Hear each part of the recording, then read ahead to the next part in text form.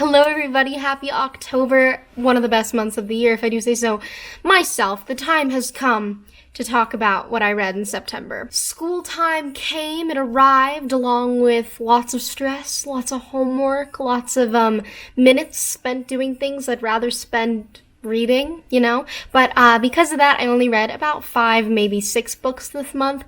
Nonetheless, let's talk about them, and let's talk about what I didn't read and what I therefore hope to read this month. I think I briefly touched on this in my August wrap-up, but in the month of September I finished The Narrative of the Life of Frederick Douglass by Frederick Douglass. This was my first novel for school, and I typically don't rate books for school. I don't know why, I just don't, but this was a fantastic novel. It was incredibly horrifying and brutal to read because it does detail Frederick Douglass's experiences with slavery and as an ex-slave, and just not only the physical trauma but the emotional and mental and societal trauma that wreaks on people.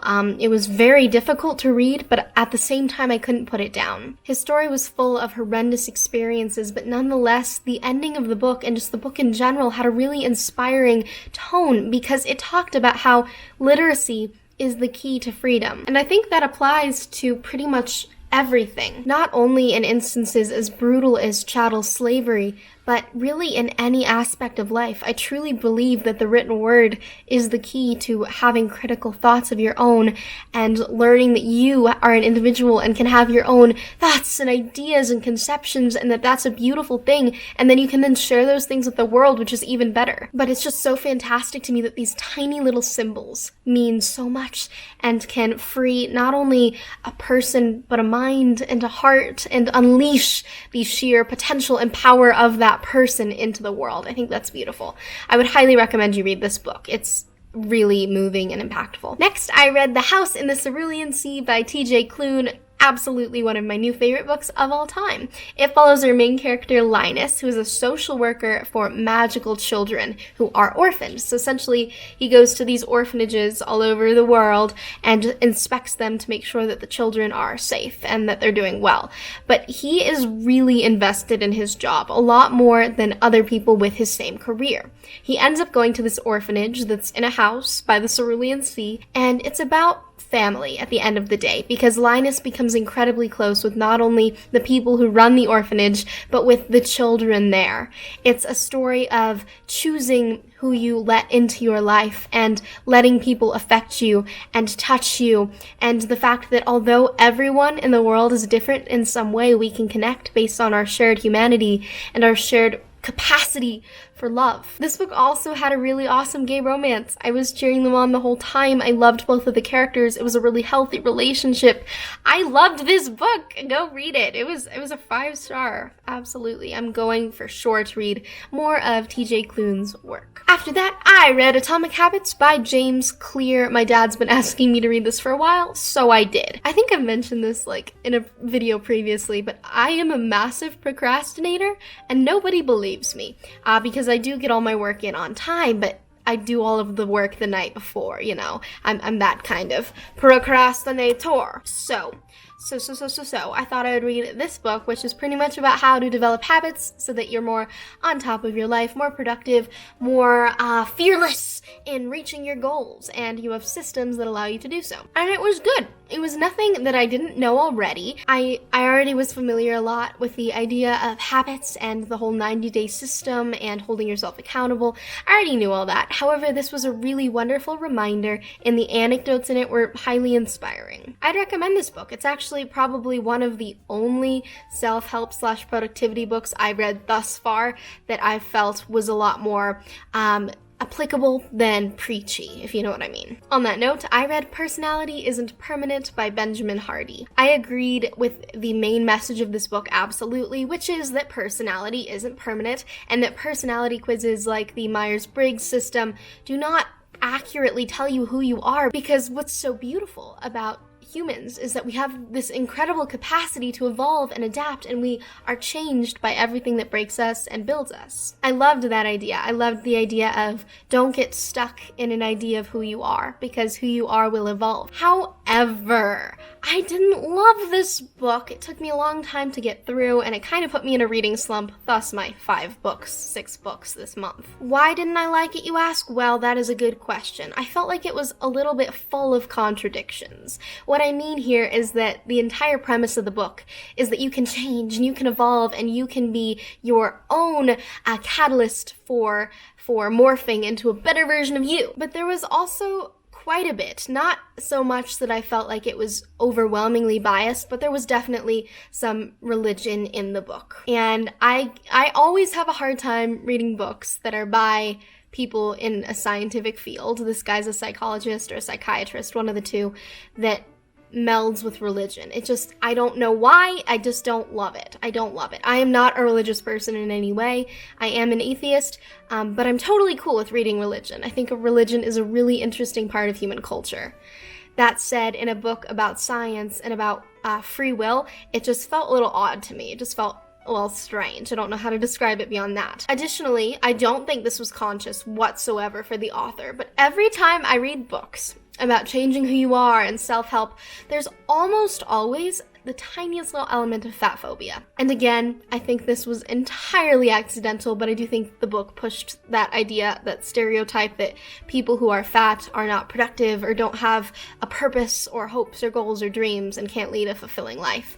And I think that's a really damaging rhetoric, and one that the book didn't necessarily emphasize, but it was there. There was a little dash of that in there, for sure, for me, from the audience's perspective. I gave it a 3-star. I thought the general premise was good, and if you want to pick it up, I'd be interested to hear your thoughts. Then I read my 100th book of the year, potentially my favorite book so far of the year, The Bluest Eye by Toni Morrison. I did a vlog where I finished this book. I think I also made caramel apples. That was fun. So I will have that linked above if you would like to hear more about my thoughts on The Bluest Eye, but overall I found it so moving. And I found the characters to be so nuanced and complex. And of course, I didn't understand everything because I'm white. I have a very privileged life, and there was definitely some coding in there that I didn't pick up on and likely never will. That said, the amount of empathy and intimacy that just radiated off of the pages of this novel blew me away. This was Morrison's debut. It is one of the most beautifully written books, the most beautiful executions of language that I have ever been exposed to. And if you're looking for something that will completely change how you look at reading and writing, read this, read anything Toni Morrison. I cannot wait to read more. Finally, and this is a book I haven't finished yet, but will in the next week or so, that is Columbine by Dave Cullen. Columbine was, of course, the first very, very well covered in terms of media school shooting in the United States. It's really what turned the tables in terms of school security. My teacher was telling us how we didn't really have cameras in school before Columbine. We didn't have as many security guards or police officers, things like that. We didn't have lockdown drills before Columbine, and that's so interesting to me because my entire life I've been doing lockdown drills. It's just now a normal part of education for me, which is horrific. I don't like to reveal a lot of personal information on YouTube, but I am from Colorado, and my dad actually went to Columbine for high school. And so this is a story, a true story that hits pretty close to home for me. My dad knew Dave Sanders, who was the one teacher who passed away. He was his coach. And so reading about these people from a third-person perspective is just very strange. It's very odd. This is one of the best works of nonfiction I think I've ever read in my life. It is written by a journalist, but it has this fiction element to it. It reads like fiction, which makes the fact that it's all true that more brutal to contemplate. This is another book I'm reading for English class, and this is the first year my school is teaching it. And what's interesting is my teacher sat us down and she was like, so guys, if this is too much for you, I need you to tell me. I need you to talk about this with me. And I think what's so fascinating is thus far, to the best of my knowledge, we're all okay reading it.